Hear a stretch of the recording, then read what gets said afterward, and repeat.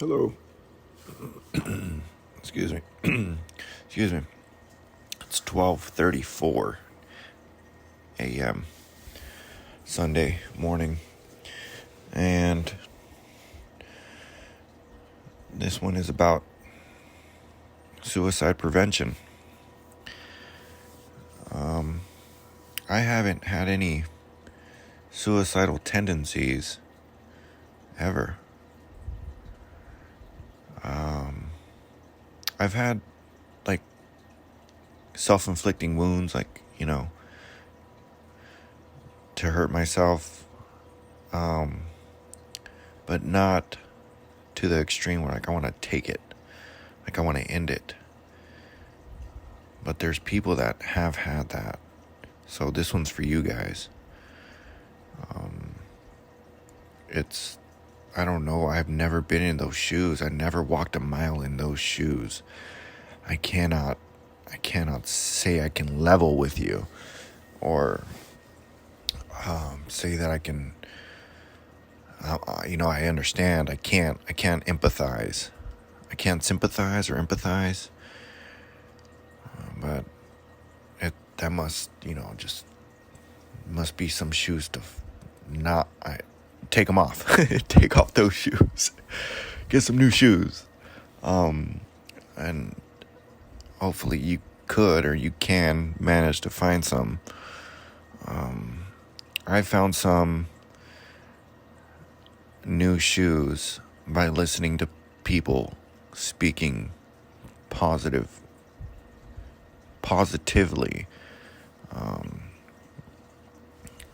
positive messages, and listening to mentors and, people like that, because I've had several traumatic life experiences, and it's like, I think that's what makes a positive person, like, instead of a negative individual. Like, I had a near-death life experience when I was very young, and that was with my dad. It might have not have killed me, but this was the first one that I can recall. We were with my dad. My brother and me were with dad in, I think it was like Oregon or something. And we went with him on a trip. And we were pretty young. And we were buying some food. I'm not sure. It was I think it was chicken. I think it was KFC. And we were crossing the street. And I think I was on my dad's right-hand side. And we were crossing the street. And the traffic, it might have been 2 lanes or 3 lanes that were stopped because of the traffic light. And on the last lane was a turning lane. And there was no traffic. And we were all crossing the street at the same time. Not at the light where the crosswalk is at, but in between the traffic. And we're crossing, and I was running. I had a bag in my hand, and I noticed there was no cars in the last lane, in the turning lane.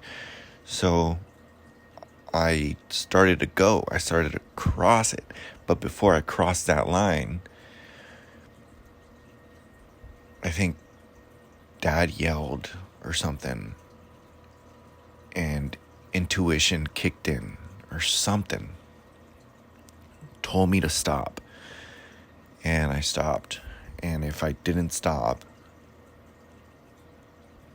a van just completely just ran, just probably, I want to say like 20 or 30 miles per hour. And that's something that probably could have really injured me. Probably shook Dad's heart to his core, like, probably shook him.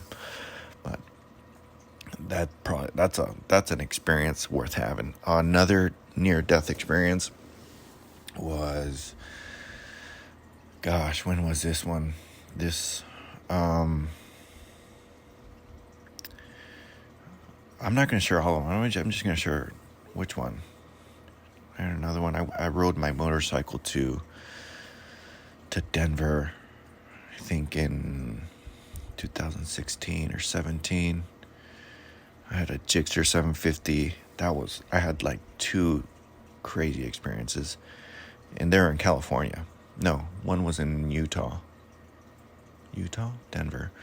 That was a good one. What's another one? This one made me experience and reconsider everything. How precious life could be. I had a gun pointed to my face. And then the dude told me to leave a bar. And I think I told him, like, put the gun down or something like that. And he said, no, you have to leave. And then he pointed it in between my legs and then fired one off. So we did that. I did that. I jumped in my friend's car and he backed up and he drove off. And when he drove off, the dude shot 2 shots into the car, towards the car, as we were leaving. And that could have gone really bad. So, those things change you. And they changed my perspective about being a mean person and being just being mean. Like, there's no point in it, in this, being alive. So if someone's being mean to you, you can let them know. Like, I don't know what you can let them know, but you can't really teach them anything. But you just get away from them, step away from the situation. And yeah, that one's for you guys. Thinking about hurting yourself or taking your life. You're born for a reason. I hope you find it. Thank you, and have a good week.